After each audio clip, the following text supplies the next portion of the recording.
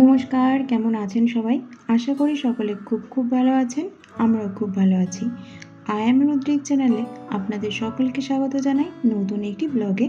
আমি পল্লবী, রুদ্রিকের মা। আজকের ব্লগটা আমি এখান থেকেই শুরু করলাম। আজ সকালে ব্রেকফাস্টে তেমন কোনো ঝামেলা নেই, খুবই সিম্পল। রুদ্রিককে সকালে একটু টক দই দিয়ে চিড়ে খাইয়ে দিয়েছি।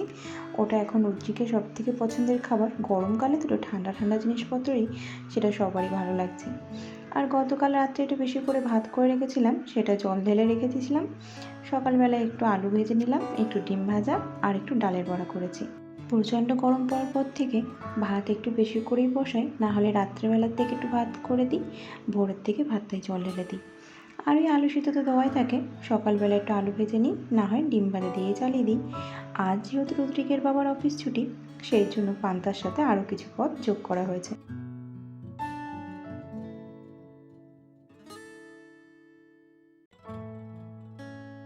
গরমের সময় বাচ্চাদের খাবার দাবারের দিকে একটু বেশি পরিমাণে লক্ষ্য রাখা প্রয়োজন, যেটা আমার মনে হয়। আজকে রুদ্রিকের জন্য বানাবো ভোলা মাছ দিয়ে আলু আর ঝিঙে দিয়ে আদা জিরে বাটা দিয়ে পাতলা করে ঝোল। রুদ্রিকের খাওয়ার নিয়ে তো সবসময় একটু ঝামেলা আমাকে পোয়াতেই হয়, সেটা বরাবরই। ইদানিং একটু বেশি পরিমাণেই হচ্ছে, সেই জন্য আমাকে 4 বেলাতেই ভাবতে হয় যে কখন কোন খাবারটা আমার ছেলেকে করে দেবো, যেটাও গুড বয়ের মতন ফিনিশ করবে। গরমের জন্য প্রতিদিনই চেষ্টা করি একটু হালকা পাতলাভাবে ওর জন্য নানা রকম কিছু রান্না করার। ও একরকম তরকারি দিয়েই খাওয়াটা পছন্দ করে, 2-3 রকমের রান্না খুব বেশি পছন্দ করে না। সেই জন্যই কখনো কখনো এরকমভাবে হালকা করে মাছের ঝোল করে দিই, না হলে আবার কখনো একটু আম ডাল, না হয় একটু সজনে ডাঁটা দিয়ে ডাল, আবার কখনো লাউ দিয়ে তরকারি করে দিই, আবার কখনো কখনো এরকমভাবে মাছের ঝোলও করে দিই। এক এক দিন এক এক রকমভাবে রান্না করি, কিন্তু মাছটা ও পাত্রে থাকেই। যেদিন একটু ডাল করি সেদিন মাছটা ভাজা রেখে দিই, সেদিন আর মাছের ঝোল করার প্রয়োজন হয় না, কারণ ও 2 রকম তরকারি পছন্দ করে না, যে কোনো এক রকম তরকারি হলেই ওর খাওয়া হয়ে যায়। মাছটা ভাজা আমার হয়েই গেছে। এখন কড়াইয়ের মধ্যে একটু গোটা জিরে দিয়ে দেবো, তারপরে আলুটা আগে ভেজে নেব।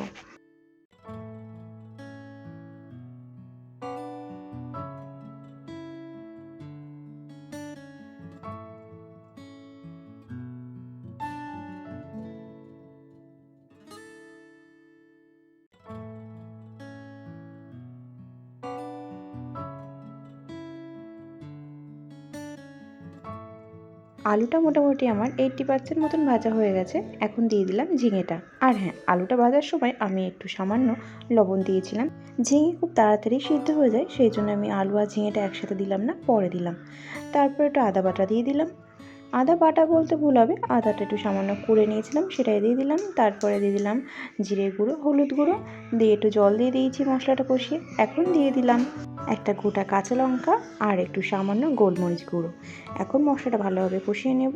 আর হ্যাঁ, একটু গরম মশলা গুঁড়োও দিয়ে দিলাম। এবার এটা আমি ভালোভাবে কষিয়ে নেব। আমি খুব সামান্য তেল দিয়ে রান্না করছি, সেই জন্য আমি মশলা কষানোর সময় জলের পরিমাণটা একটু বেশি দিয়েছি। তারপর মশলা থেকে তেল ছেড়ে দিলে দিয়ে দিলাম জল। আমার আলুটা সিদ্ধ হয়ে গেছে। আর এখন যে ভিডিওটা আপনারা দেখছেন, এটা রুদ্রিকের বাবা করেছিল। আমি স্নান করতে গেছিলাম, তাকে দায়িত্ব দিয়েছিলাম আমার ভিডিওটা কমপ্লিট করার জন্য। ঝোলটা কমে গেলে আর আলুটা সিদ্ধ হয়ে গেলে যাতে সে মাছটা ঝোলের মধ্যে দিয়ে দেয়। তো সে এক কোলে রুদ্রিককে নিয়ে ফোনটা হাতে নিয়ে কোনো রকমের ভিডিও করেছে। তো তার কাছে অনেক অনেক ধন্যবাদ আমার ভিডিওটা কমপ্লিট করার জন্য।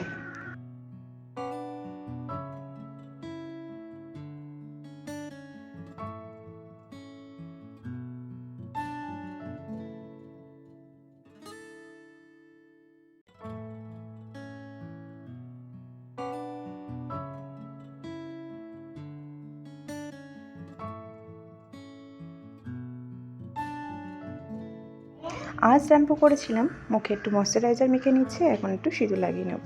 আমি প্রতিদিন স্নান করার পর এইভাবেই রেডি হয়ে যাই। এখন লাগিয়ে নেব একটু লিপ বাম। আর লিপ বামটার অবস্থা দেখেছেন তো, রুদ্রিকের হাতের কাছে আমার যে সমস্ত লিপ বাম বা লিপস্টিক থাকে তার প্রতিটারই হাল এরকম হয়ে গেছে। তারপর একটু টিপ পরে নিলাম, রুদ্রিকের বাবা টিপ পরাটা খুবই পছন্দ করে। তারপর এদিকে চলে আসলাম রান্নাঘরে এসে মাছের তরকারিটা নামিয়ে নিলাম আর ভাতটা বসিয়ে দিলাম।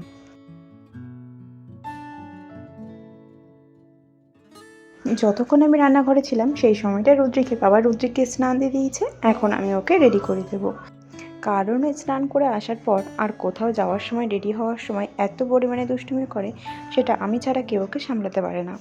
তো রুদ্রিকের গায়ে একটু পাউডার লাগিয়ে দিলাম, আর বরাবরই আমি ওকে ওই ক্যান্ডিড গোল্ড পাউডারটা ইউজ করে থাকি। বিশেষ করে গরমের সময়টা এই পাউডারটা মাখানো খুবই ভালো।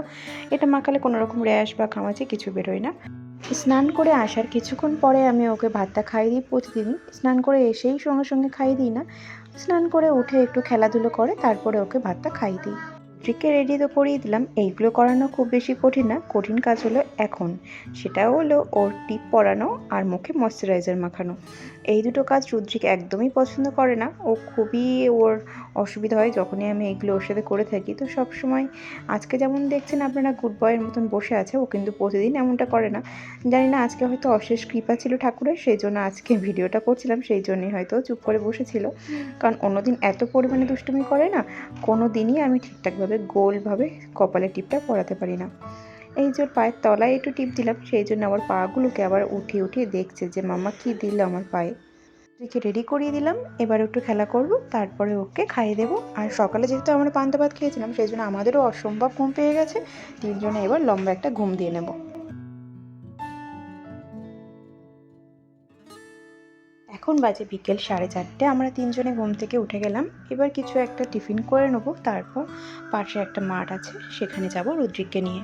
রুদ্রিক ওখানে গিয়ে একটু খেলাধুলো করবে, তাহলে ওর মাইন্ডটাও একটু ফ্রেশ থাকে।